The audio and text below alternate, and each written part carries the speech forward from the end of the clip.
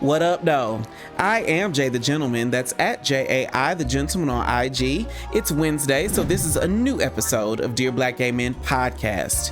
It's our short, bullshit-free step out of our comfort zone to talk about all the emotional ups and downs along the journey to happiness. Hopefully, this is our midweek reminder of how dope it is to be black gay men who love black gay men. I am Jay the Gentleman. This is Dear Black Gay Men podcast. Now let's get into the episode. Today, I'm going to tell you the story about the time I let a femme queen top me. When's the last time somebody asked you if you were a top or a bottom? In my experience, tops and bottoms usually expect the answer is just assumed. There's a vibe about the exchange that gives sexual position context. Tops tend to make the first move. They'll ask someone out on a date. They'll be chivalrous. They'll open doors and stuff like that. Bottoms tend to be taken out or receive chivalry, or maybe they might be more submissive. Now, that doesn't always apply to everybody, but I think we can all agree that there's probably one or two tops or bottoms that go through our head that fit the bill. The vibe between tops and bottoms has changed since the days of generations past, where they adhere more closely to like heteronormative gender roles. So if a top is, as you said, like this comment says, a top can be a gentleman and sensitive and caring and soft. So if a top is all those things, what do you say you are then? I don't say anything. I say I'm Taurian. However, community would say I'm a soft top. So if tops are getting softer and bottoms are getting more dominant, how do we figure out who's doing the sticking? And does it even matter anymore?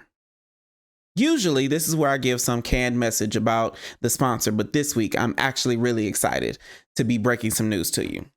This episode of Dear Black Gay Men podcast is brought to you by DearBlackGayMen.com. The other day, somebody came up to me at the club and said that I helped him figure out if he needed to leave a dating situation that just wasn't working. Another dude slid in the DMs and told us that the podcast helped him come out. And we get comments and messages telling us how the podcast is setting the girls free. And to that, I say thank you. Now, we've launched DearBlackGayMen.com to continue those same conversations. It's content for black gay men from black gay men. We might review a new club or break down some sexual entanglement that the writer had, or talk about dating in a new way. If you subscribe, you get access to unlimited content on DearBlackGayMen.com. You get VIP treatment at Dear Black Gay Men events, exclusive access to Dear Black Gay Men Live, and so much more. You can visit DearBlackGayMen.com/subscribe to become an insider. That's DearBlackGayMen.com/subscribe. Now, let's get back into the show. When we ask if someone is a top or a bottom, it sounds like a simple question. We're asking for compatibility's sake, usually. I was watching Open Relationship Podcast, another podcast that I love. It's for men here in Atlanta. And one of the hosts said what a lot of us are usually thinking when it comes to the topic of tops and bottoms in position. He said, no bush queen is climbing his back. A lot of us have thought this way at some point in our black gay lives, and clearly some of us still think this way. My last real ex was definitely a butch queen. He might have been a femme queen, but we'll call it butch queen for now. He was bald. He had a beard. He got a full set of stiletto nails every other week. He had a deep voice and a stank sway in his walk. He was a bottom, and I loved it. One day, a friend of mine was in a situation. Now, this is before I had a car, long before I had a car. I called him up, told him what was going on. 10 minutes later, he had driven from Alpharetta to Sandy Springs to pick me up. He had left work early, got there inside 10 minutes. And then in another 20 minutes, he had gotten us from Sandy Springs all the way to Decatur to check on my friend. Now, my friend was fine. It was a misunderstanding that got cleared up as soon as he got there. That night, my ex fucked the dog shit out of me. Now, it wasn't that he was the top and I was the bottom, because that was definitely not our normal arrangement. What happened was, in that moment, he became mine and he made me desire him. As men, I think, we process a lot of our emotions in our head. The top and bottom question, I think, is probably the best example of that. In our head, we say shit like, I'm a top. And so after some simple math, it makes sense that we should date bottoms, or at least men who bottom more than us.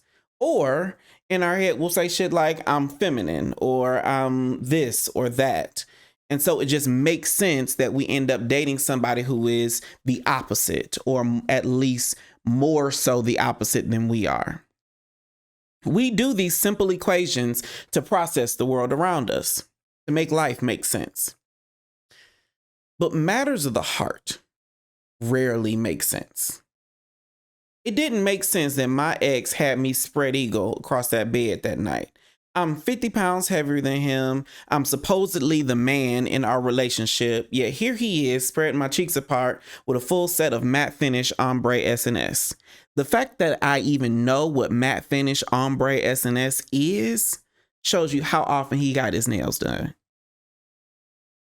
When I got out of my head and started feeling for my partner in my heart, I didn't need things to make sense.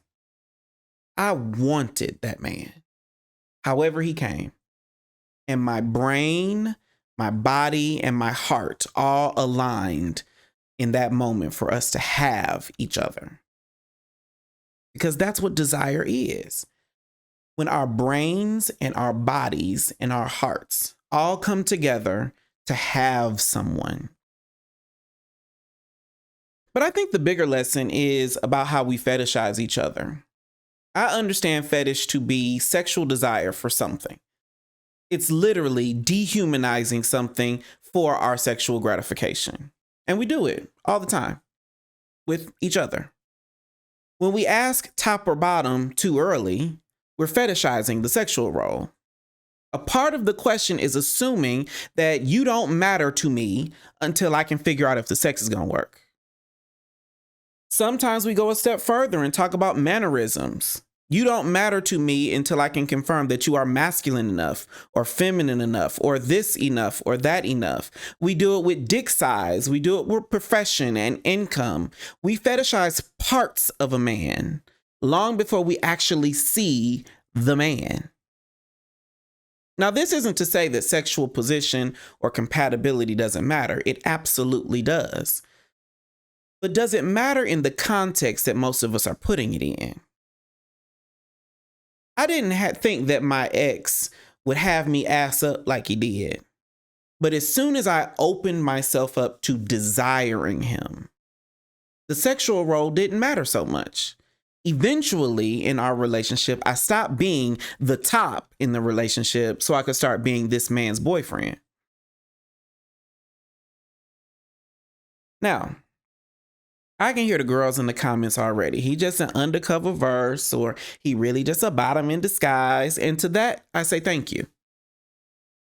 If some of us can only process people if we put titles on them, then that's the problem, my nigga. We get so caught up in naming shit that we don't realize that we're missing the big picture. Some men aren't going to be able to process that level of desire. Some men will never stop being top or bottom long enough to be with us. Some of us can't see relationship where we can just be two men in love and figure out the details later. Some of us won't be able to comprehend desire beyond roles and titles and positions. And that's okay.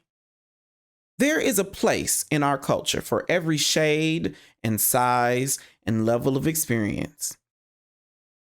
But to those who can move past basic compatibility, perhaps there's a better question to figure out if we can work with a man rather than, are you a top or a bottom?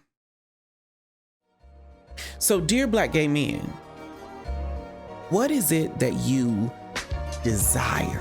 That was our show. There is a special episode of Dear Black Gay Men podcast available now. You can click on the screen or the link is in the description so you can watch it. It's up now. I am Jay the Gentleman. That's at JAI the Gentleman on IG.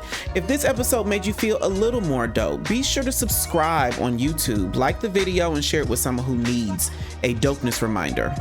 Dear Black Gay Men podcast is new every Wednesday, so you can stream it on Apple Podcasts, Google Play, Spotify, YouTube, or wherever you get your podcasts. And thanks in advance for a 5-star rating. It really helps us find new listeners. We go live on YouTube Thursdays at 8 p.m. Eastern with our interview series, Dear Black Gay Men Live. So follow at Dear Black Gay Men on socials so you never miss a thing. I am Jay the Gentleman. This has been Dear Black Gay Men podcast, and I will talk to you next time. Bye.